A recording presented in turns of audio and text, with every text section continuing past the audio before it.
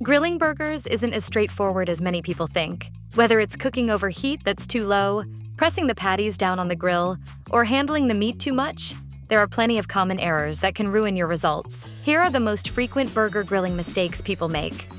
Few things are as satisfying as hearing a burger hit a blazing hot grill and instantly start sizzling. That sound isn't just part of the experience, though. A properly heated grill also helps create a tastier, better cooked burger.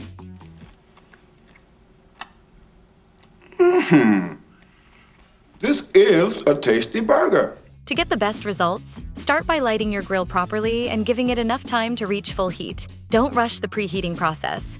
The cooking surface should be extremely hot before any burgers go on. A simple test is to hold your hand a few inches above the grates. If you can keep it there for more than a couple of seconds, the grill probably isn't ready yet. If you're grilling with charcoal, wait until the coals are fully covered in gray ash before you begin. Putting burgers on a grill that's too cool can create several problems, particularly with ground beef patties. Instead of releasing cleanly, the meat is more likely to cling to the grates, making the burgers tear apart and lose moisture. The Maillard reaction, which produces the rich browning and flavorful crust people love, only takes place when the surface temperature is high enough. If the grill hasn't reached the proper heat, your burgers are far more likely to stick than develop a flavorful sear.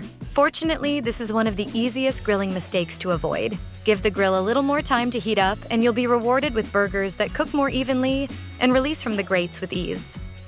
Seasoning your burgers is important for bringing out their flavor, but applying too much or doing it too early can work against you. The key to a great burger starts with quality beef and a restrained approach to seasoning. The meat should be the centerpiece, so your goal is to enhance its natural taste rather than cover it up with too many spices. That doesn't mean you have to hold back on cheese, sauces, or your favorite toppings. Just keep the seasoning on the patty itself straightforward. A blend of salt, black pepper, garlic powder, and onion powder is usually all you need to create a flavorful burger without overwhelming the beef.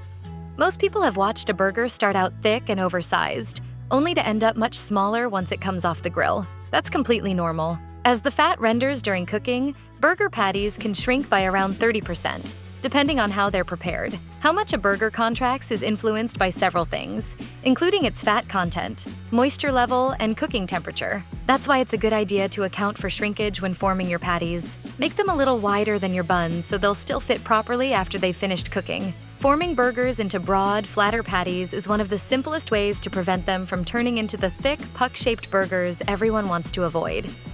Many people pull their burger patties straight out of the refrigerator and place them directly on the grill, but that approach can lead to disappointing results. The extreme temperature change from cold meat to a hot cooking surface can cause the beef to tighten up, which may negatively affect the final texture. Starting with chilled patties can also make it harder to cook the burger evenly. You may end up with a patty that's deeply browned or burned on the outside while still undercooked in the center. Although it takes a little extra planning, many cooks suggest allowing the meat to warm slightly before grilling. This helps the burger cook more uniformly and creates the tender, satisfying texture you're looking for.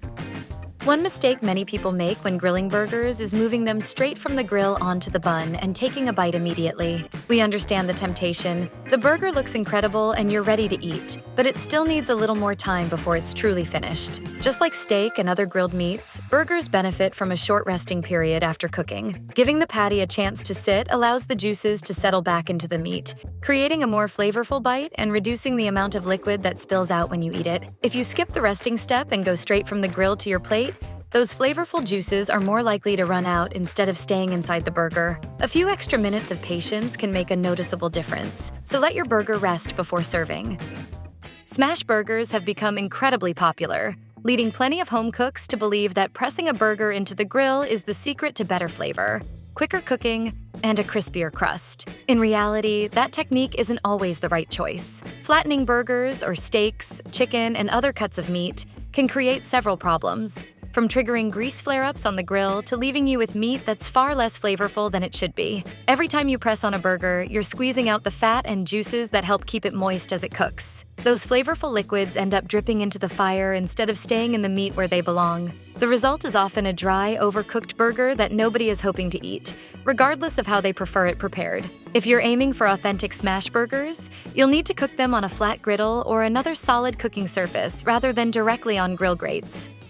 A recent survey revealed that almost 3/4 of burger fans add cheese to their burgers, while plenty of other toppings remain popular as well. including pickles, lettuce, ketchup, tomatoes, onions, and mustard. One of the best things about burgers is how customizable they are, allowing everyone to create their own perfect combination of flavors and textures. However, there's a point where adding too many toppings can overpower the main attraction. A great burger should still let you taste the beef beneath all the extras.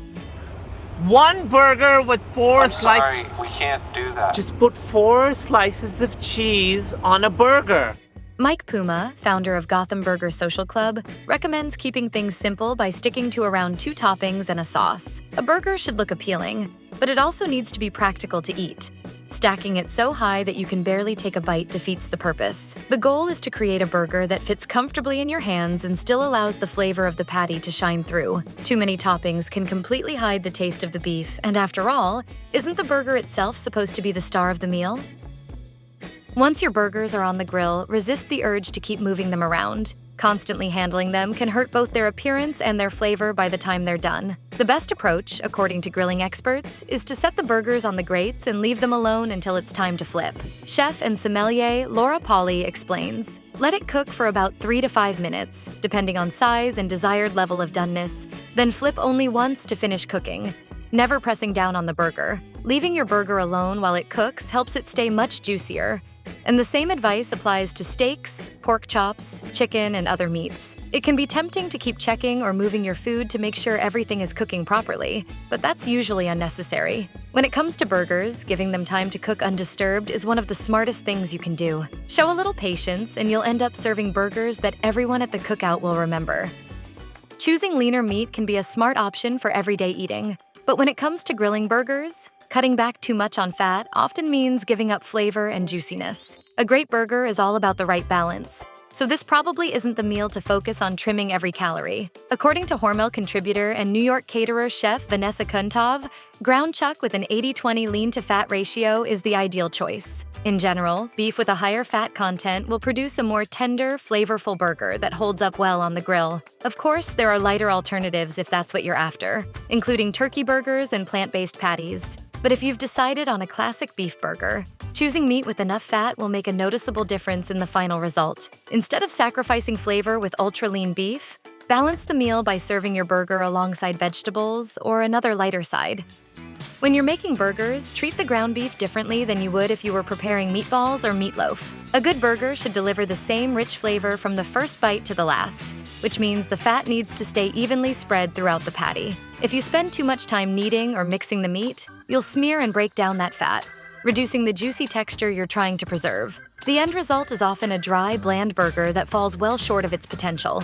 An even distribution of fat also helps the patty cook more consistently. Overhandling the meat can create uneven shapes and densities, leaving some sections thick while others are thin. That often means parts of the burger end up undercooked while other areas become overdone, making for a much less satisfying burger overall.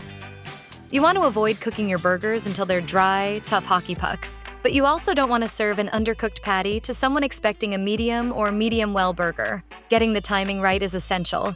But that starts with understanding how long a properly grilled burger should actually take. A grilled burger should be approached more like a ribeye steak than a quick cooking meal.